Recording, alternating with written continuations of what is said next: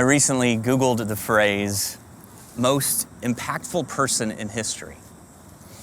I guess I wasn't too surprised to find that Time magazine has already put together a list, the top 100 most influential people to ever live. Started scrolling through the list, wondering where Jesus would be on it, and sure enough, right there at the top, number one, Jesus. I'm not too surprised by that. I mean, even if you don't believe Jesus is the Son of God, it's hard to deny the impact he's had on this world. Think about it this way. You can't even write down today's date without acknowledging that all of history is divided into the time leading up to his birth and the time since. You look back on it now, and his impact seems obvious. But when Jesus was born, it just didn't seem like he was put in a position to have that kind of impact. It didn't seem like things were in his favor to be a person with that kind of influence. I mean, just think about it. Jesus was born the child of poor peasants. He grew up in this remote podunk town, lived in obscurity for 30 years, did some work as a carpenter, never ventured more than a few hundred miles away from where he was born. He never went to college. He was never voted into office, never had a title or a position that would have looked good on a resume. Jesus didn't have, thousands of Facebook friends or millions of Instagram followers. He wasn't TikTok famous, didn't have a YouTube channel. He never tweeted. I don't think he did. He never even had his own podcast. He was a homeless preacher. He spent a few years traveling around preaching. He was arrested, and he was sentenced to die a common criminal's death. And yet here we are, a couple of millennium later, and he is Time magazine's most impactful person in the history of the world. And so the question for us is, how did he do it? And the conclusion I came to is one at a time.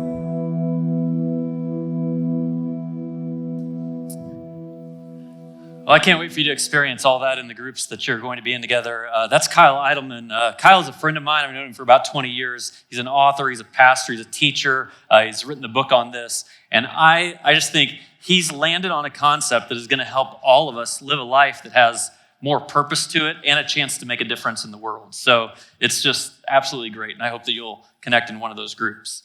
So one of the things you hear us say around here all the time is that Jesus is at the center of everything that we do.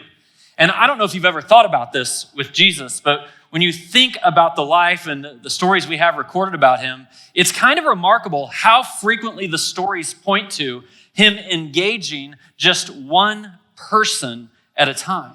I mean, it's true that there were crowds around all the time that wanted his attention, but somehow he would then give the focus to the person who is hurting, the person who is left out, the person who has a need, the person who's blind.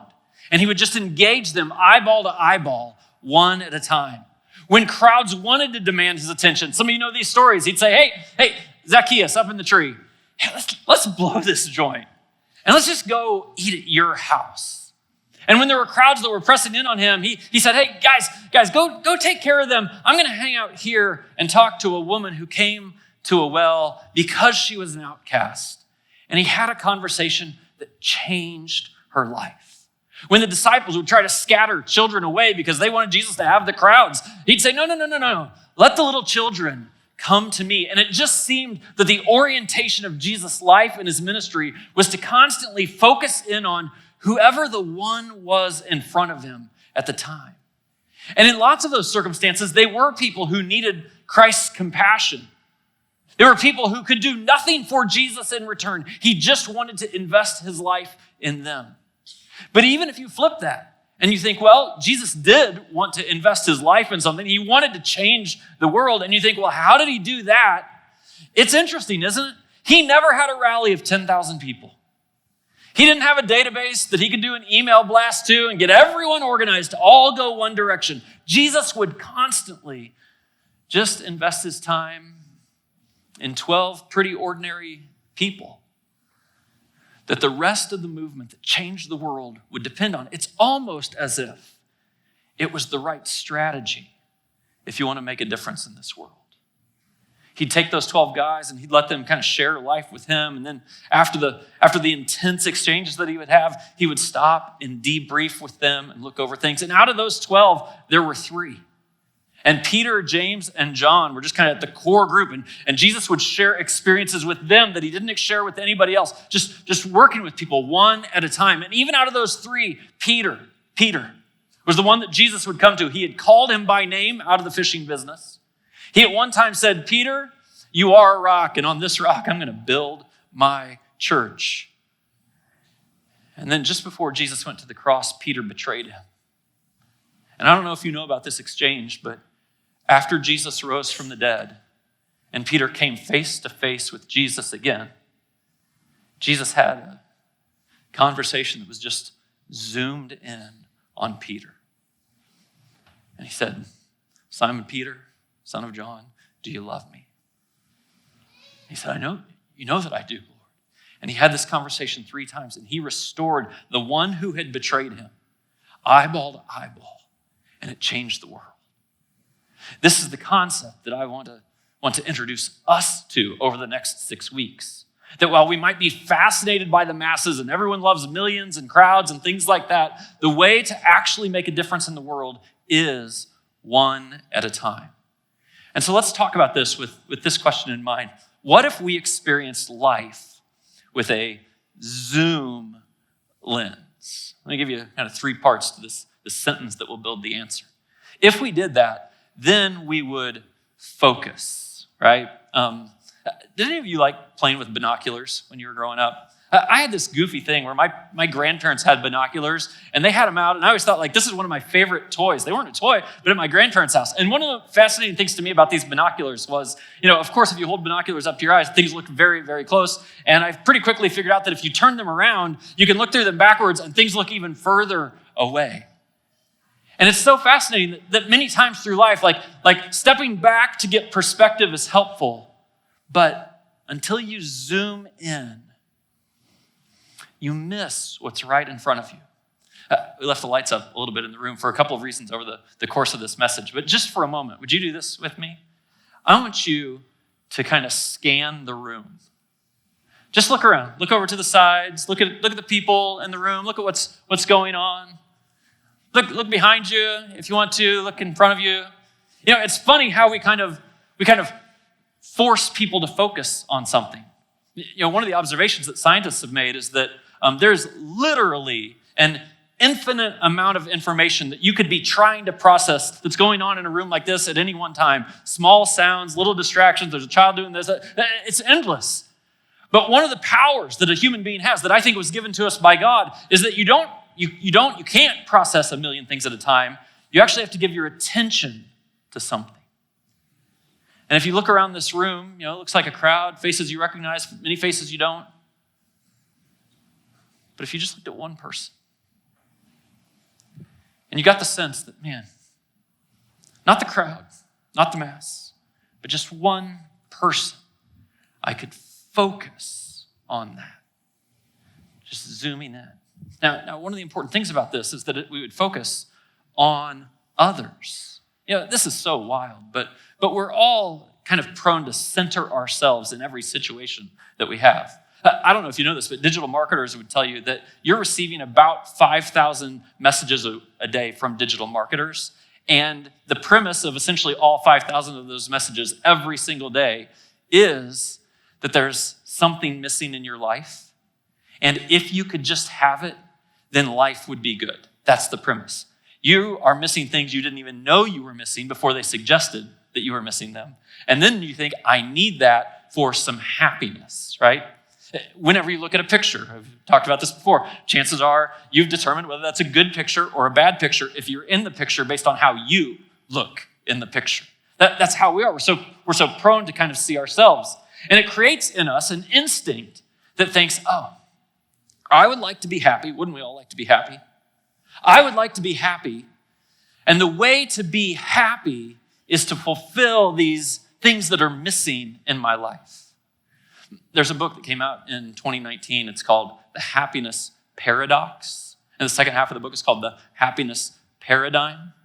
And describes the path to happiness. Now, I'm going to describe this to you, and none of you are going to be surprised by what I say. First of all, because you expect the pastor to say it, and second, because this is what every study about happiness says. It says that you can chase some pleasure, and if you have some ice cream or you meet somebody you really like it gives you a little boost. That's great. But if you truly want to experience happiness, if you truly want to experience fulfillment or satisfaction or contentment, it never comes from focusing on yourself. That almost every study that's ever been done, every book that's ever been written, the conclusion that all the psychologists and philosophers come to, it's unanimous. The way that you find happiness or joy or contentment or satisfaction is that you see someone else, not yourself. And you make an investment in them of some manner. You help them grow in their leadership. You lift them out of a tough spot. You walk through a low season for them, with them. And when you have a certain purpose to your life, when you make a difference in someone else's life, that's actually the route to happiness. And so we have to kind of train ourselves to zoom in so we focus on others one at a time. One at a time. And so I'm asking you, I'll ask you for the next 6 weeks to think, hey, if your life is centered around a school, you're a student or you're a teacher, when you look at the hallways, who's the student that would benefit from you engaging them?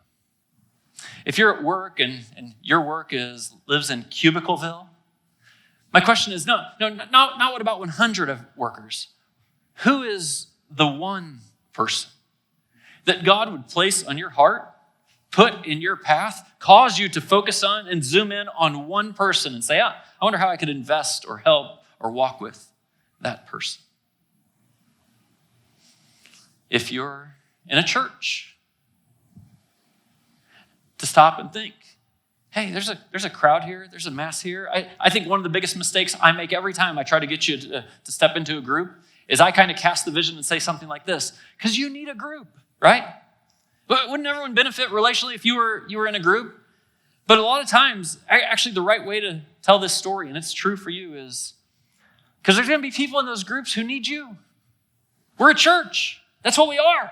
We're here for one another. And to sit around a table with a dozen people and say, that person, maybe I can help that person out. You see them one at a time. If you have a family that has half a dozen people or an extended family with 30 people, I have a lot of confidence that the most impactful way you can reshape a family, that you can heal a family, is to say to your son, hey, we need to grab dinner together. To say to your mom, hey, I want to spend some time with you. And one by one by one, to focus on others one at a time breeds the life that we actually want. Now, not only did Jesus model this for us, but he taught it for us. If you've been around a long time, you know one of my favorite passages to teach is Luke chapter 15. And in this chapter, Jesus tells 3 parables, stories that he's just drawing from observing. He's looking around. And in this story, the message is pretty clear. The first story, there's 100 sheep, and one has wandered off, and Jesus says, go pay attention to the one. And then there's going to be 10 coins, and one of them is lost, and Jesus says, pay attention to the one that's lost. And then there's going to be a family, and a father who has 2 sons, and one of those sons chooses to rebel and wonders whether he can come home. And the focus of the story is to say, hey, the one who feels like he can't come home, you make sure he knows he can come home. And it's this wild story, these 3 wild stories where it's like, oh, yeah, there's a lot. But what about one? So I'm going to skip the second story entirely. I'm going to spend a little time on the third story, but I'm going to spend most of the time on the first story because I think it will help us to see from multiple angles how we can start to integrate that this week. Here's how the story gets set up by Luke, who's a physician himself and documenting the story of Jesus. He says, now the tax collectors and sinners were all gathering around to hear Jesus. Now, this isn't just like, oh, what else am I going to write to introduce the story? Let's say who's sitting there. No. This is a very particular setup for the story. He wants the hearers to know that the people who are listening to Jesus are the tax collectors and they are the sinners. Now, some of you might be sitting there and saying, aren't we all sinners? The answer is yes, we are all sinners. But just like happens in our day, it was happening in their day where they would give a special category to some of those sinners. Think about this. There were certain people who, like, for a living, they would sin. It would be like being a drug dealer today. Like that's a special category of sinner. Or maybe the sin they committed seemed to be so heinous that you're labeled in a certain way. It's almost like the scarlet letter that you'd have to carry around. And the point of this, of Luke setting it up this way, is that there is a group of people who would take this group and say, get out of here. If there was a family photo, these people are the ones who would get cropped out of the family photo. And instead, Jesus zooms in. It says, but the Pharisees and the teachers of the law, the religious leaders, they muttered, this man, Jesus, welcomes sinners and eats with them.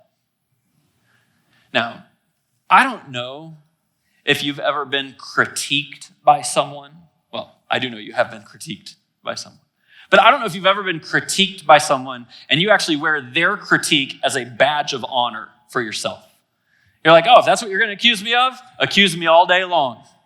And that's what was happening here.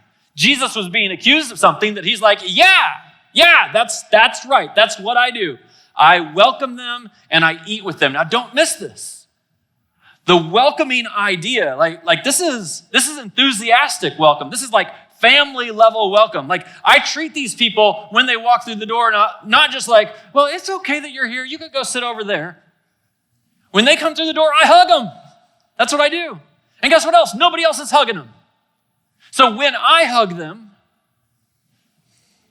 it matters to them. They feel seen.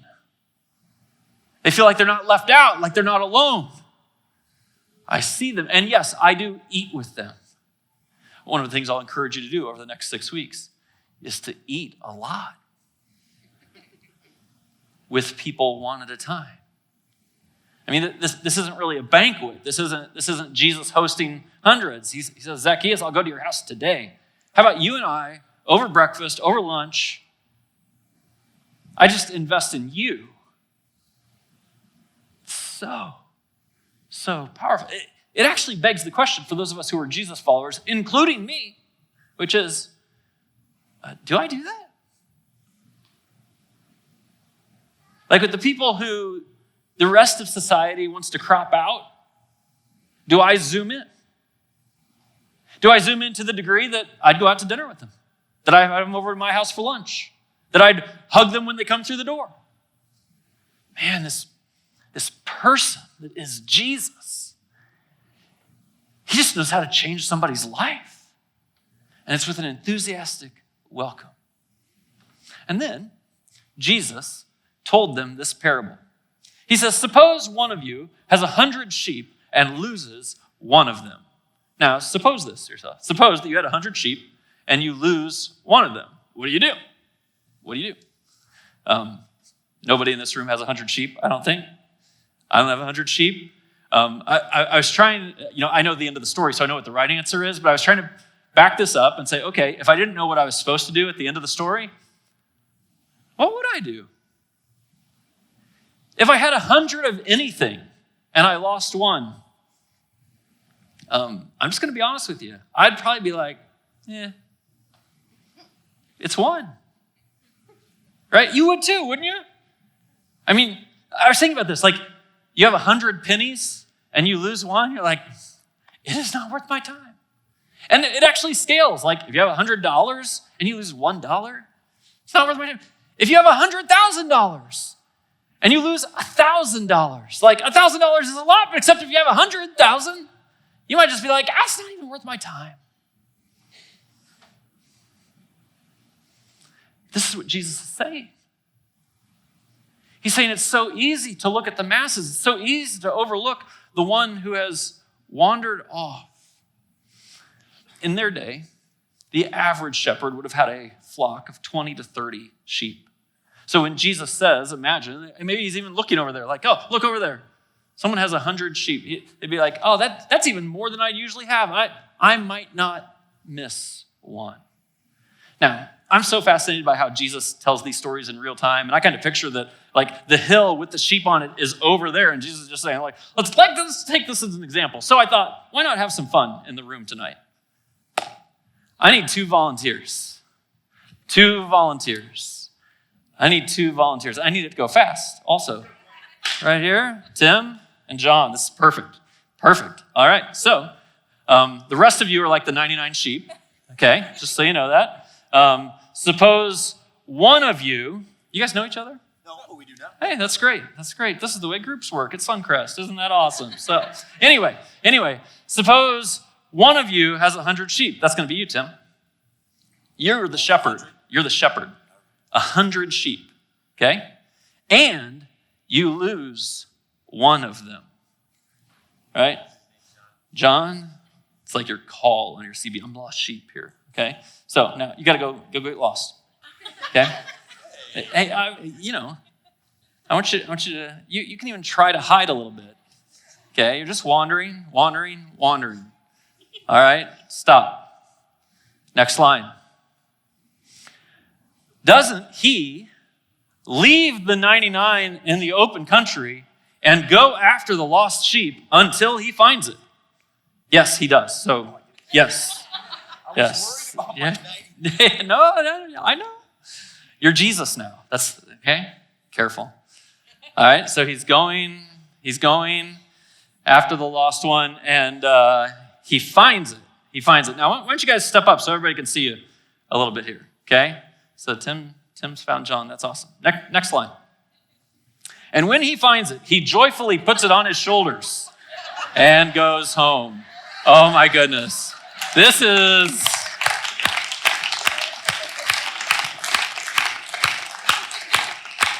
impressive. All right, you two can sit down. Thank you. Thank you for playing my silly little game with me. Just to be kind of technical, that definitely was not shoulders. I'm just saying. So, no, we're good. The moment has passed. Joyfully puts it on his shoulders and go home. Now, I need you to hear this. In these stories that Jesus tells, Jesus, of course, in this sense, represents the shepherd. He will go after the one. And in each one of these stories, here's what you'll find. He sees the one. He rescues the one. And then he celebrates the one at a time. You have to see them to help them. And when you help them and they've come home, they're back part of the family, then there's a celebration that goes on. It's just a beautiful, beautiful thing. I don't know if you've ever experienced that in your life. Actually, let me ask it this way. Who am I in Jesus' story? Am I a sheep or am I a shepherd? A sheep or a shepherd? Now, live with me here just for a second. I want you to really think about your own life. Do you feel like a sheep that's wandered off? I mean, it's amazing how many people I talk to these days who the truth is they feel like, I'm alone. Loneliness is a real thing. I made a mistake. I lost my friends or I lost my family. I'm on the outside looking in. Maybe I didn't make a mistake, but I just kind of slowly disconnected. I was going through something and I just disconnected, and now I'm over here and it doesn't seem like anybody cares anymore. I mean, surely at some point in your life, if not right now, you felt like, I just wish someone would see me. Are you the sheep? Or are you the shepherd? Now, listen, this is not a trick question. I actually kind of anticipate that to some degree, all of us are sheep, and to some degree, I want to call on all of us to be shepherds. Jesus is the good shepherd. Jesus tells the story. Obviously, the shepherd is the hero of the story. He's actually the one who welcomes and eats with and celebrates with. And I'm asking every one of you who's a follower of Jesus to live the life Jesus lived, that just as he saw people individually and he helped people individually and he celebrated people individually, that we would do the same thing. But listen, whether you're on the side of needing this in your life today, or whether you're in a healthy enough spot that it's time to scan the room and say, no, not everybody, one. The sheep and the shepherd. We could ask this question: why do sheep wander? That's what's going on here. And there's really two answers to this. They blindly graze and they mindlessly follow. And I want to make sure that anyone who's in this room or watching this online right now knows that if you feel like a sheep, it's possibly because this was the route of your life. Blindly graze, what happens? This is not open rebellion. This isn't a sheep who flipped off his shepherd and said, I'm out of here. That's not what this is. What happens with sheep is they're like, oh, some grass. Oh, some more grass. Look, there's some grass over here. And then they look up and they're alone. What is that image? The image is I had an appetite. And I kind of chased that appetite. I thought it would fulfill me. I thought that's what I needed. I did that, but somehow I wandered off. Actually, from what I know is right and true and beautiful, or my family, my church, whatever it is. So they blindly graze, but sheep also mindlessly follow. They start to see one sheep going a direction, and other sheep will mindlessly follow. I got to tell you this, you're not going to believe me, but you can Google it, and it's true, I promise you. In the year 2005 in Turkey, there were some shepherds who had a flock of 1,500 sheep. They were responsible for watching these 1,500 sheep, but they decided to take a break and have some breakfast, that sort of thing. And while they were taking a break, one of the sheep started to wander off. And as he wandered off, he wandered over to a cliff and he jumped or fell or walked off the cliff to his death. And then the second sheep mindlessly followed him. The third sheep mindlessly. 1,500 sheep fell off this cliff. Now, side story. Only 500 of them died because the last 1,000 landed on a pillow, kind of. I mean, it's kind of weird to think about. But this actually happened. And I think, people mindlessly follow all the time. But what are the stories I hear? Well, Greg, I don't quite know how I ended up there. I had a boyfriend, and he kind of took me this direction, and I kind of left this, and then that. Or I had a friend or a group of friends, and they were interested in things that I wasn't all that, I'm not sure they matched my values, my faith, but it didn't seem like that big of a deal. I just wanted to be part of them. Or maybe it's even my parents, that they're going this direction, and I just kind of mindlessly followed it. I don't know what it is. But I just want you to know, if you're a sheep who has wandered, you matter. I want you to come home. Now, if you're a shepherd, I think this is the question. Who would value being seen by you? Just think about all the circles of your life right now and think, man, who would value knowing that I see them right now? There's a guy on TikTok. His name's Devin Rodriguez. And one of the things that he does on TikTok is he will sit in the subways of New York City and he will draw images, kind of sketch them out pretty quickly, of people who are sitting across from him on the subway.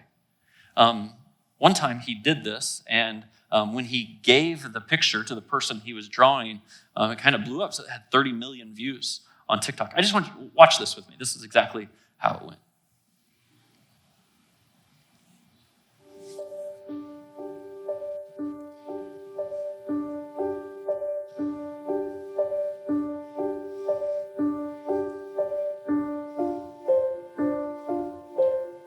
Excuse me, miss? Miss, I drew you. I did this drawing of you.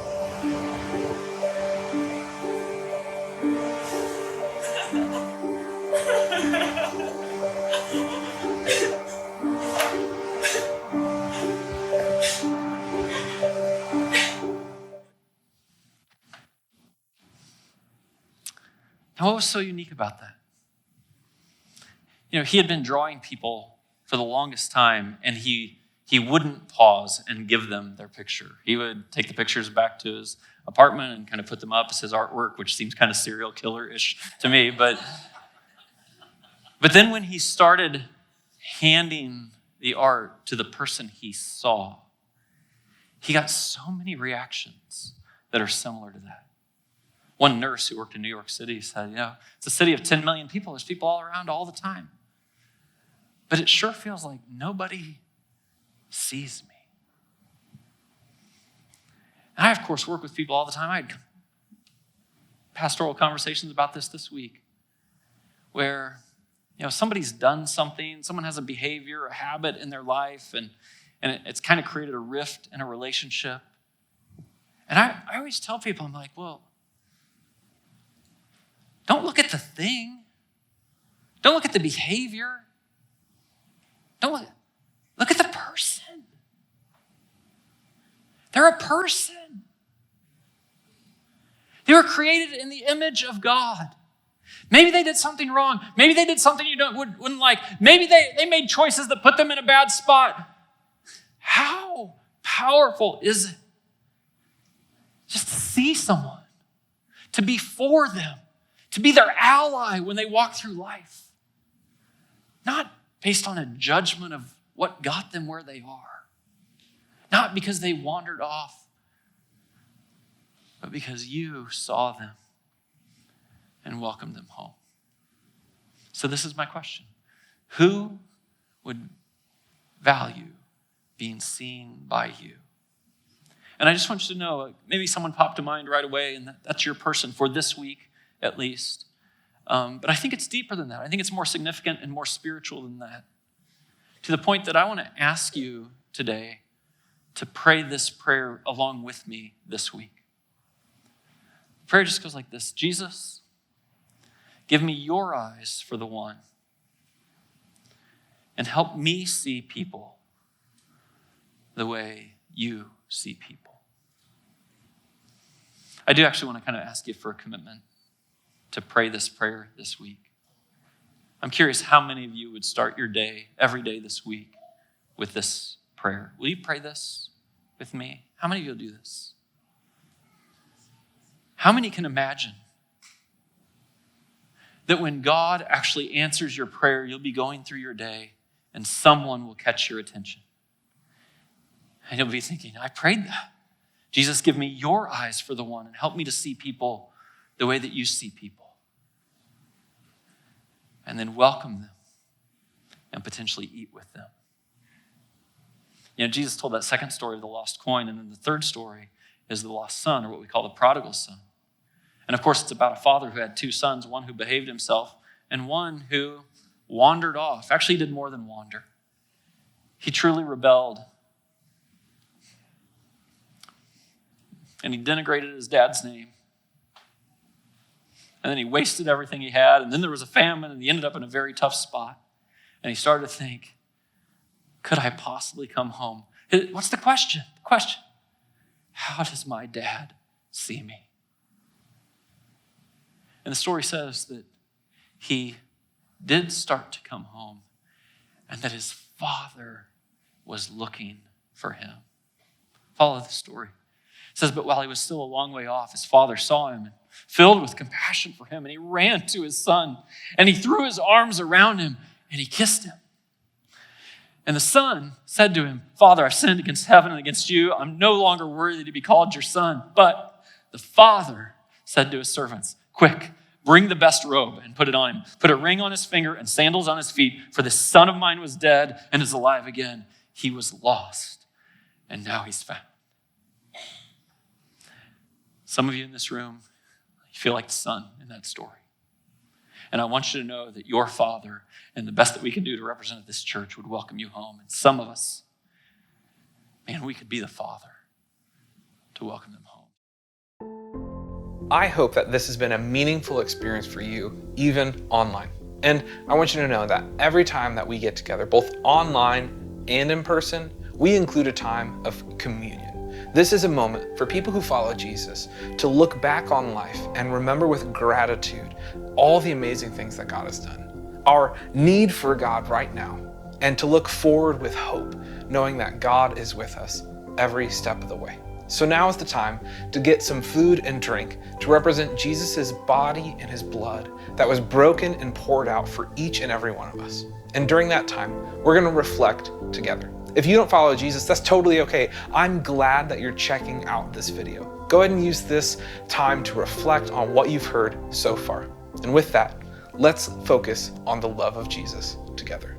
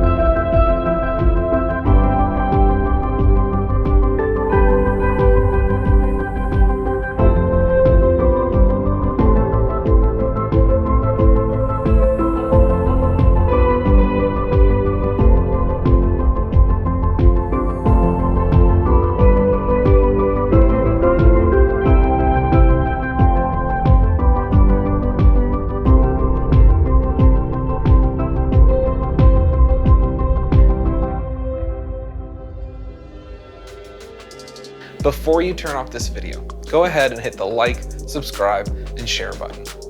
And I want you to know that this video, this isn't the church, you are. So this week, I hope that you go and make a difference, that you go and be the church.